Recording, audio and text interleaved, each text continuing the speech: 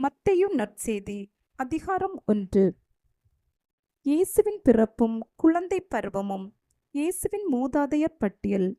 தாவீதின் மகனும் ஆபிரகாமின் மகனுமான இயேசு கிறிஸ்துவின் மூதாதையர் பட்டியல்.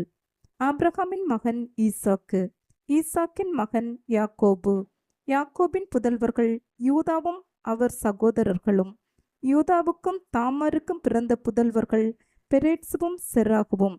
பெரேட்சின் மகன் எட்சரோன், எட்சரோனின் மகன் ராம், ராமின் மகன் அம்மினதாபு, அம்மினதாபின் மகன் நகசோன், நகசோனின் மகன் சல்மோன், சல்மோனுக்கும் ராகாபுக்கும் பிறந்த மகன் போபாசு, போபாசுக்கும் ரூத்துக்கும் பிறந்த மகன் ஓபேது, ஓபேதின் மகன் ஈசாய், ஈசாயின் மகன் தாவீது அரசர், தாவீதுக்கு உரியாவின் மனைவியிடம் பிறந்த மகன் சாலமோன், சாலமோனின் மகன் ரெகபெயாம், ரெகபெயாமின் மகன் அபியாம், அபியாவின் மகன் ஆசா, ஆசாவின் மகன் யோசபாத்து, யோசபாத்தின் மகன் யோராம், யோராமின் மகன் உசியா, உசியாவின் மகன் யோத்தாம், யோத்தாமின் மகன் ஆகாசு, ஆகாசின் மகன் எசேக்கியா, எசேக்கியாவின் மகன் மனோசே, மனோசேயின் மகன் ஆமோன், ஆமோனின் மகன் யோசியா, யோசியாவின் புதல்வர்கள் எக்கோனியாவும் அவர் சகோதரர்களும். இவர்கள் காலத்தில்தான் யூதர்கள் பாபிலோனுக்கு சிறைப்பிடித்து செல்லப்பட்டார்கள். பாபிலோனுக்கு சிறைப்பிடித்து செல்லப்பட்ட பின் எக்கோனியாவுக்கு பிறந்த மகன் செயல்திபேல், செயல்தியேலின் மகன் செருபாபேல், செருபாபேலின் மகன் அபியூது, அபியூதின் மகன் எலியாக்கிம், எலியாக்கின் மகன் அசோர், அசோரின் மகன் சாதோக்கு, சாதோக்கின் மகன் ஆக்கிம், ஆக்கிமின் மகன் எலியூது, எலியூதின் மகன் எலெயாசர், எலெயாசரின் மகன் மாத்தான், மாத்தானின் மகன் யாக்கோபு, யாக்கோபின் மகன் மரியாவின் கணவர் யோசேப்பு, மரியாவிடம் பிறந்தவரே கிறிஸ்து என்னும் இயேசு. ஆக மொத்தம் ஆபிரகாம் முதல் தாவீது வரை தலைமுறைகள் 14. தாவீது முதல் பாபிலோனுக்கு சிறைப்பிடித்து செல்லப்பட்டவர்கள் வரை தலைமுறைகள் 14. பாபிலோனுக்கு சிறைப்பிடித்து செல்லப்பட்டவர்கள் முதல் கிறிஸ்து வரை தலைமுறைகள் 14. இயேசுவின் பிறப்பு. இயேசு கிறிஸ்துவின் பிறப்பை ஒட்டிய நிகழ்ச்சிகள். அவருடைய தாய் மரியாவுக்கும் யோசேப்புக்கும் திருமணம் ஒப்பந்தம் செய்யப்பட்டிருந்தது. அவர்கள் கூடி வாழும் முன் மரியா கருவிற்றிருந்தது தெரிய வந்தது. அவர் தூய ஆவியால் கருவிற்றிருந்தார். அவர் கணவர் யோசேப்பு நேர்மையாளர். அவர் மரியாவை இகழ்ச்சிக்கு உள்ளாக்க விரும்பாமல் மறைவாக விலக்கிவிட திட்டமிட்டார். அவர் இவ்வாறு சிந்தித்து கொண்டிருக்கும் போது ஆண்டவரின் தூதர் அவருக்கு கனவில் தோன்றி, யோசேப்பே, தாவீதின் மகனே, மனைவி மரியாவை ஏற்றுக்கொள்ள அஞ்ச வேண்டாம். ஏனெனில் அவர் கருவிட்டிருப்பது தூய ஆவியால்தான். அவர் ஒரு மகனை பெற்றெடுப்பார். அவருக்கு இயேசு என பெயரிடுவீர். ஏனெனில் அவர் தம் மக்களை அவர்களுடைய பாவங்களிலிருந்து மீட்பார் என்றார். இதோ, கன்னி கருவுற்று ஓர் ஆண்மகவை பெற்றெடுப்பார். அக்குழந்தைக்கு இம்மானுவேல் என பெயரிடுவர் என்று இறைவாக்கினர் வாயிலாக ஆண்டவர் உரைத்தது நிறைவேறவே இவையாவும் நிகழ்ந்தன. இம்மானுவேல் என்றால் கடவுள் நம்முடன் இருக்கின்றார் என்பது பொருள். யோசேப்பு தூக்கத்திலிருந்து விழித்தெழுந்து ஆண்டவரின் தூதர் தமக்கு பணித்தவாறே தம் மனைவியை ஏற்றுக்கொண்டார். மரியா தம் மகனை பெற்றெடுக்கும் வரை யோசேப்பு அவரோடு கூடி வாழவில்லை. யோசேப்பு அம்மகனுக்கு இயேசு என்று பெயரிட்டார். மத்தேயு நற்செய்தி அதிகாரம் 2. ஞானிகள் வருகை. ஏரோது அரசன் காலத்தில் யூதேயாவிலுள்ள பெத்லெகேமில் இயேசு பிறந்தார். அப்போது கிழக்கிலிருந்து ஞானிகள் எருசலேமுக்கு வந்து, யூதர்களின் அரசராக பிறந்திருக்கிறவர் எங்கே? அவரது விண்மீன் எழக் கண்டோம், அவரை வணங்க வந்திருக்கிறோம் என்றார்கள். இதை கேட்டதும் ஏரோது அரசன் கலங்கினான். அவனோடு எருசலேம் முழுவதும் கலங்கிற்று. அவன் எல்லா தலைமை குருக்களையும் மக்களிடையே இருந்த மறைநூல் அறிஞர்களையும் ஒன்று கூட்டி மெஸ்ஸியா எங்கே பிறப்பார் என்று அவர்களிடம் விசாரித்தான். அவர்கள் அவனிடம், யூதேயாவிலுள்ள பெத்லெகேமில் அவர் பிறக்க வேண்டும். ஏனெனில் யூதா நாட்டு பெத்லெகேமே, யூதாவின் ஆட்சி மையங்களில் நீ சிறியதே இல்லை.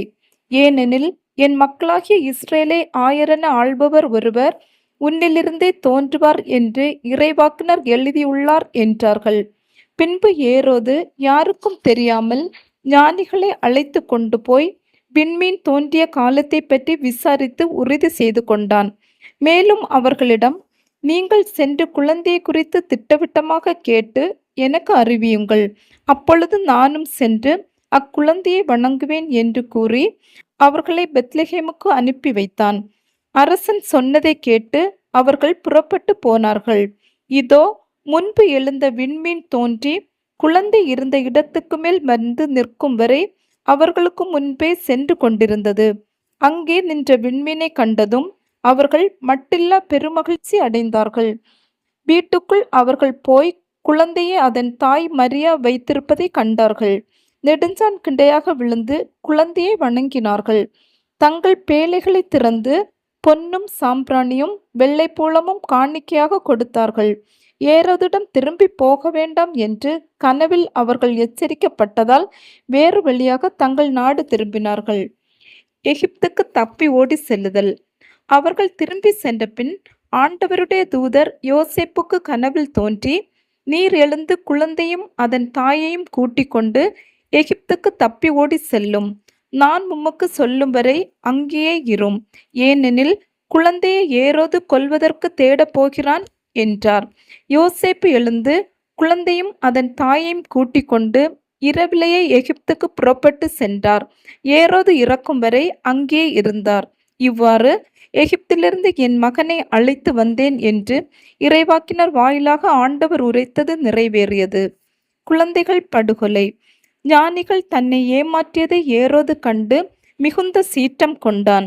அவன் அவர்களிடம் கருத்தாய் கேட்டறிந்ததற்கேற்ப காலத்தை கணக்கிட்டு பெத்லெகேமிலும் அதன் சுற்றுப்புறமெங்கும் ஆட்களை அனுப்பி 2 வயதும் அதற்கு உட்பட்டவையுமான எல்லா ஆண் குழந்தைகளையும் கொன்றான். அப்பொழுது ராமாவில் ஒரு குரல் கேட்டது. ஒரே புலம்பலும் பேரழுகையுமாய் இருக்கிறது. ராகேல் தன் குழந்தைகளுக்காக அழுது கொண்டிருக்கின்றார். ஆறுதல் பெற அவர் மறுக்கிறார், ஏனெனில் அவர் குழந்தைகள் அவரோடு இல்லை என்று இறைவாக்கினர் எரேமியா உரைத்தது நிறைவேறியது. எகிப்திலிருந்து திரும்பி வருதல். ஏரோது காலமானதும் ஆண்டவருடைய தூதர் எகிப்தில் யோசேப்புக்கு கனவில் தோன்றி, நீர் எழுந்து குழந்தையும் அதன் தாயையும் கூட்டிக் கொண்டு இஸ்ரேல் நாட்டுக்கு செல்லும். ஏனெனில் குழந்தையின் உயிரை பறிக்க தேடியவர்கள் இறந்து போனார்கள் என்றார். எனவே யோசேப்பு எழுந்து குழந்தையும் அதன் தாயையும் கூட்டிக் கொண்டு இஸ்ரேல் நாட்டுக்கு வந்து சேர்ந்தார். ஆனால் யூதேயாவில் அர்கல்லா தன் தந்தைக்கு பின் அரசாள்வதாக கேள்விப்பட்டு அங்கே போக அவர் அஞ்சினார். கனவில் எச்சரிக்கப்பட்டு கலிலேயா பகுதிகளுக்கு புறப்பட்டு சென்றார். அங்கு அவர் நாசரேத்து எனப்படும் ஊருக்கு சென்று அங்கு குடியிருந்தார். இவ்வாறு நசரேயன் என அழைக்கப்படுவார் என்று இறைவாக்கினர் உரைத்தது நிறைவேறியது. மத்தேயு நற்செய்தி அதிகாரம் 3. திருமுழுக்கு யோவான் விண்ணரசின் வருகையை அறிவித்தல். அக்காலத்தில் திருமுழுக்கு யோவான் யூதேயாவின் பாலை நிலத்துக்கு வந்து, மனம் மாறுங்கள், ஏனெனில் விண்ணரசு நெருங்கிவிட்டது என்று பறைசாற்றி வந்தார். இவரை குறித்தே பாலை நிலத்தில் குரல் ஒன்று முழங்குகிறது, ஆண்டவருக்காக வழியை ஆயத்தமாக்குங்கள், அவருக்காக பாதையை செம்மையாக்குங்கள் என்று இறைவாக்கினர் ஏசாயா உரைத்துள்ளார். இந்த யோவான் ஒட்டக முடியிலான ஆடையை அணிந்திருந்தார். தோல் கச்சையை இடையில் கட்டியிருந்தார். வெட்டுக்கிளியும் காட்டுத்தேனும் உண்டு வந்தார். எருசலேமிலும் யூதேயா முழுவதிலும் யோர்தான் ஆற்றை அடுத்துள்ள பகுதிகள் அனைத்திலும் இருந்தவர்கள் அவரிடம் சென்றார்கள். அவர்கள் தங்கள் பாவங்களை அறிக்கையிட்டு யோர்தான் ஆற்றில் அவரிடம் திருமுழுக்கு பெற்று வந்தார்கள். பரிசேயர் சதுசேயருள் பலர் தம்மிடம் திருமுழுக்கு பெற வருவதைக் கண்டு அவர் அவர்களை நோக்கி, விரியன் பாம்பு குட்டிகளே, வரப்போகும் சினத்திலிருந்து தப்பிக்க இயலும் என உங்களுக்கு சொன்னவர் யார்? நீங்கள் மனமாறியவர்கள் என்பதை அதற்கேற்ற செயல்களால் காட்டுங்கள். ஆபிரகாம் எங்களுக்கு தந்தை என உங்களிடையே சொல்லி பெருமை கொள்ள வேண்டாம். இக்கற்களிலிருந்தும் ஆபிரகாமுக்கு பிள்ளைகளை தோன்ற செய்ய கடவுள் வல்லவர் என உங்களுக்கு சொல்கிறேன். ஏற்கனவே மரங்களின் வேரருகே கோடரி வைத்தாயிற்று. நற்கனி தராத மரங்கள் எல்லாம் வெட்டப்பட்டு தீயில் போடப்படும். நீங்கள் மனமாறுவதற்காகத்தான் தண்ணீரால் திருமுழுக்கு கொடுக்கிறேன். எனக்கு பின் ஒருவர் வருகிறார். அவர் என்னை விட வலிமை மிக்கவர். அவருடைய மிதியடிகளை தூக்கி செல்லக்கூட எனக்கு தகுதி இல்லை. அவர் தூய ஆவி என்னும் நெருப்பால் உங்களுக்கு திருமுழுக்கு கொடுப்பார். அவர் சுள்ளகை தம் கையில் கொண்டு கோதுமையும் பதரையும் பிரித்தெடுப்பார். தம் கோதுமையை களஞ்சியத்தில் சேர்ப்பார், ஆனால் பதரை அணையா நெருப்பிலிட்டு சுட்டெரிப்பார் என்றார். இயேசு திருமுழுக்கு பெறுதல். அதன்பின் இயேசு யோவானிடம் திருமுழுக்கு பெற கலிலேயாவிலிருந்து யோர்தானுக்கு வந்தார். யோவான், நான் தான் உம்மிடம் திருமுழுக்கு பெற வேண்டியவன், நீரா என்னிடம் வருகிறீர் என்று கூறி தடுத்தார். இயேசு, இப்பொழுது விட்டுவிடும், கடவுளுக்கு ஏற்புடையவை அனைத்தையும் நாம் நிறைவேற்றுவது தான் முறை என பதிலளித்தார். அதற்கு யோவானும் இணங்கினார். இயேசு திருமுழுக்கு பெற்றவுடனே தண்ணீரை விட்டு வெளியேறினார். உடனே வானம் திறந்ததையும் கடவுளின் ஆவி புறா இயங்குவது போல தம்மீது வருவதையும் அவர் கண்டார். அப்பொழுது, என் அன்பார்ந்த மகன் இவரே, இவர் பொருட்டு நான் பூரிப்படைகிறேன் என்று வானத்திலிருந்து ஒரு குரல் கேட்டது. மத்தேயு நற்செய்தி அதிகாரம் 4. இயேசு சோதிக்கப்படுதல். அதன்பின் இயேசு அலகையினால் சோதிக்கப்படுவதற்காக பாலை நிலத்திற்கு தூய ஆவியால் அழைத்து செல்லப்பட்டார். அவர் 40 நாள் இரவும் பகலும் நோன்பிருந்தார். அதன்பின் பசியுற்றார். சோதிக்கிறவன் அவரை அணுகி, நீர் இறைமகன் என்றால் இந்த கற்கள் அப்பமாகும்படி கட்டளையிடும் என்றான். அவர் மறுமொழியாக, மனிதர் அப்பத்தினால் மட்டுமல்ல, மாறாக கடவுளின் வாய்ச்சொல் ஒவ்வொன்றாலும் வாழ்வர் என மறைநூலில் எழுதியுள்ளதே என்றார். பின்னர் அலகை அவரை எருசலேம் திருநகரத்துக்கு கூட்டி சென்றது. கோவிலில் உயர்ந்த பகுதியில் அவரை நிறுத்தி, நீர் இறைமகன் என்றால் கீழே குதியும், கடவுள் தம் தூதருக்கு உம்மை குறித்து கட்டளையிடுவார், உமது கால் கல்லில் மோதாதபடி அவர்கள் தங்கள் கைகளில் உம்மை தாங்கிக் கொள்வார்கள் என்று மறைநூலில் எழுதியுள்ளது என்று அலகை அவரிடம் சொன்னது. இயேசு அதனிடம், உன் கடவுளாகிய ஆண்டவரை சோதிக்க வேண்டாம் எனவும் எழுதியுள்ளதே என்று சொன்னார். மறுபடியும் அலகை அவரை மிக உயர்ந்த ஒரு மலைக்கு கூட்டி சென்று உலக அரசுகள் அனைத்தையும் அவற்றின் மேன்மையையும் அவருக்கு காட்டி அவரிடம், நீர் நெடுஞ்சான் கிடையாக விழுந்து என்னை வணங்கினால் இவை அனைத்தும் உமக்கு தருவேன் என்றது. அப்பொழுது இயேசு அதனை பார்த்து, அகன்று போ சாத்தானே, உன் கடவுளாகிய ஆண்டவரை வணங்கி அவர் ஒருவருக்கே பணி செய் என்று மறைநூலில் எழுதியுள்ளது என்றார். பின்னர் அலகை அவரை விட்டு அகன்றது. உடனே வானதூதர் வந்து அவருக்கு பணிவிடை செய்தனர். இயேசு கலிலேயாவில் பணி தொடங்குதல். யோவான் கைது செய்யப்பட்டதை இயேசு கேள்விப்பட்டு கலிலேயாவுக்கு புறப்பட்டு சென்றார். அவர் நாசரேத்தை விட்டு அகன்று செபுலோன், நப்தலி ஆகிய இடங்களின் எல்லையில் கடலோரமாய் அமைந்திருந்த கப்பர்நகூமுக்கு சென்று குடியிருந்தார். இறைவாக்கினர் ஏசாயா உரைத்த பின்வரும் வாக்கு இவ்வாறு நிறைவேறியது.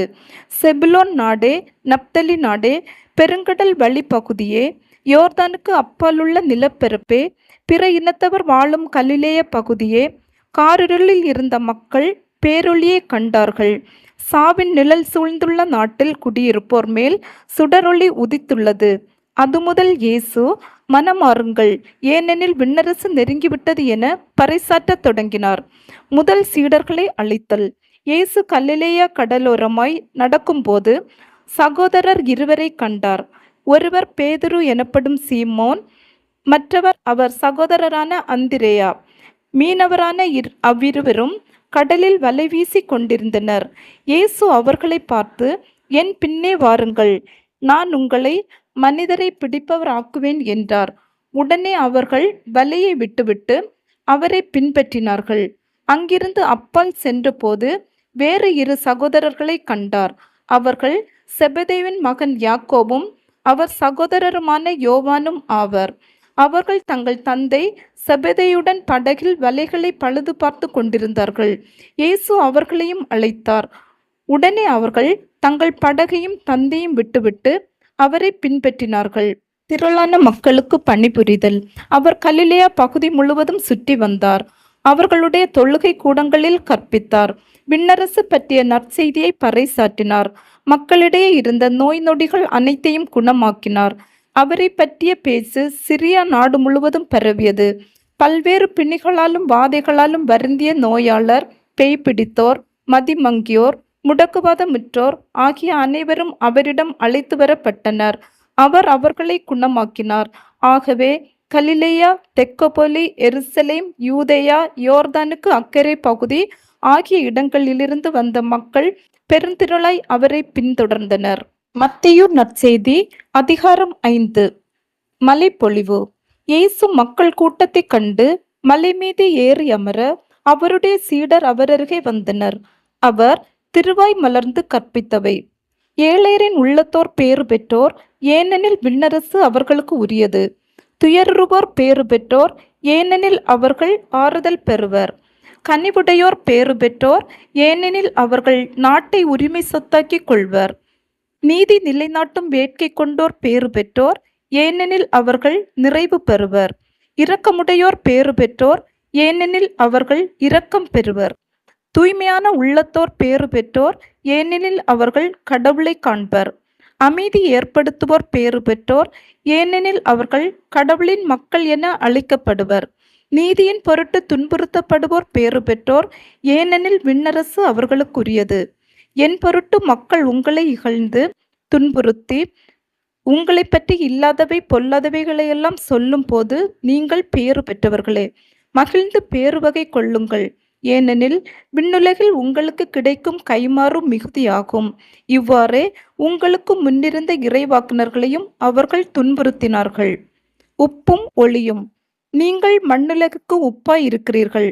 உப்பு உவர்பற்று போனால் எதை கொண்டு அதை உவர்ப்புள்ளதாக முடியும்? அது வெளியில் கொட்டப்பட்டு மனிதரால் மிதிப்படும், வேறு ஒன்றுக்கும் உதவாது. நீங்கள் உலகிற்கு ஒளியாய் இருக்கிறீர்கள்.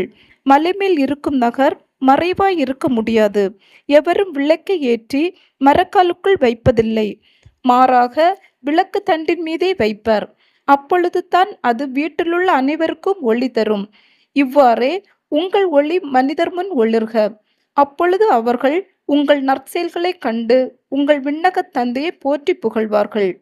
திருச்சட்டம் நிறைவேறுதல். திருச்சட்டத்தையோ இறைவாக்குகளையோ நான் அழிக்க வந்தேன் என நீங்கள் எண்ண வேண்டாம். அவற்றை அழிப்பதற்கல்ல, நிறைவேற்றுவதற்கே வந்தேன். விண்ணும் மண்ணும் ஒளிந்து போகும் முன் திருச்சட்டம் யாவும் நிறைவேறும். அதன் ஒரு சிற்றெழுத்தோ ஒரு புள்ளியோ ஒழியாது என உறுதியாக உங்களுக்கு சொல்லுகிறேன். எனவே இக்கட்டளைகளில் மிக சிறியது ஒன்றேனும் மீறி அவ்வாறே மக்களுக்கு கற்பிக்கிறவர் விண்ணரசில் மிக சிறியவர் என கருதப்படுவார்.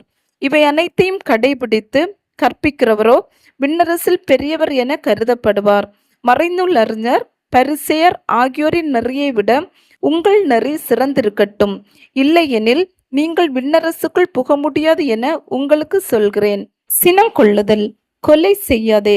கொலை செய்கிறவர் எவரும் தண்டனை தீர்ப்புக்கு ஆளாவர் என்று முற்காலத்தவர்க்கு கூறப்பட்டிருப்பதை கேள்விப்பட்டிருக்கிறீர்கள்.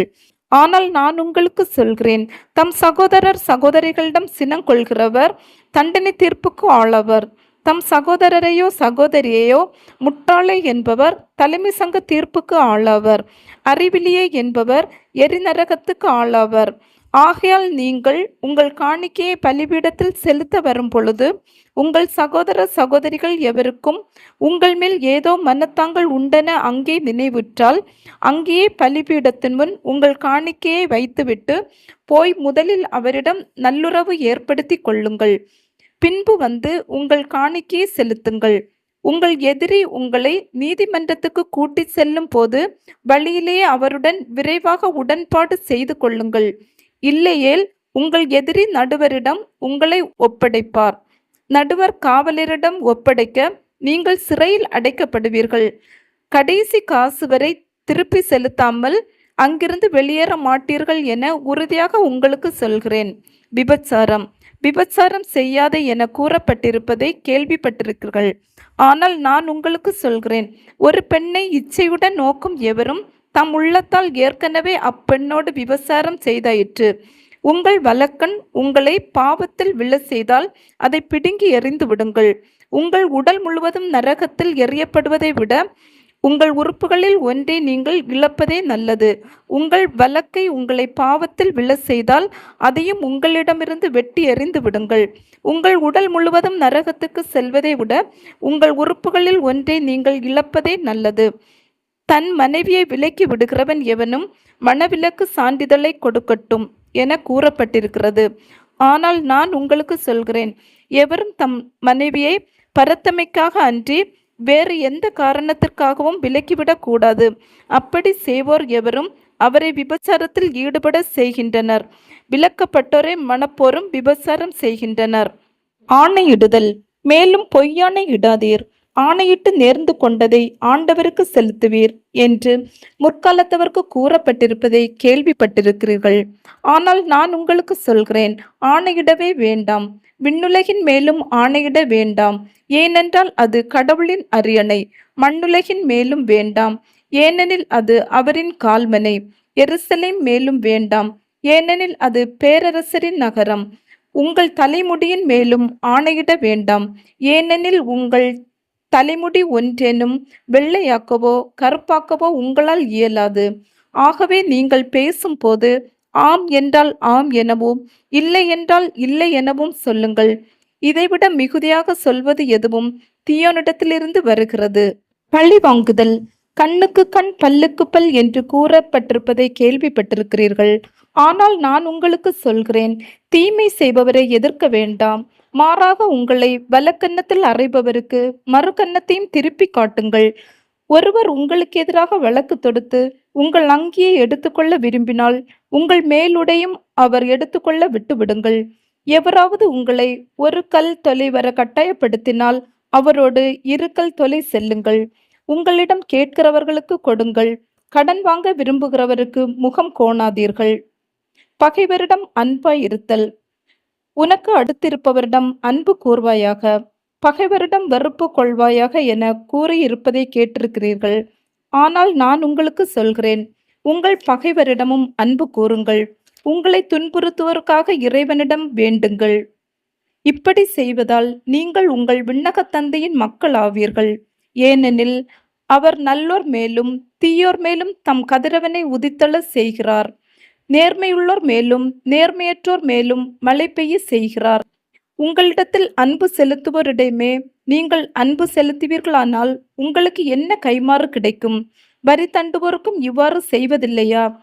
நீங்கள் உங்கள் சகோதர சகோதரிகளுக்கு மட்டும் வாழ்த்து கூறுவீர்களானால் நீங்கள் மற்றவருக்கும் மேலாக செய்து விடுவதென்ன? பிற இனத்தவரும் இவ்வாறு செய்வதில்லையா? ஆதலால் உங்கள் விண்ணகத் தந்தை நிறைவுள்ளவராய் இருப்பது போல நீங்களும் நிறைவுள்ளவராய் இருங்கள்.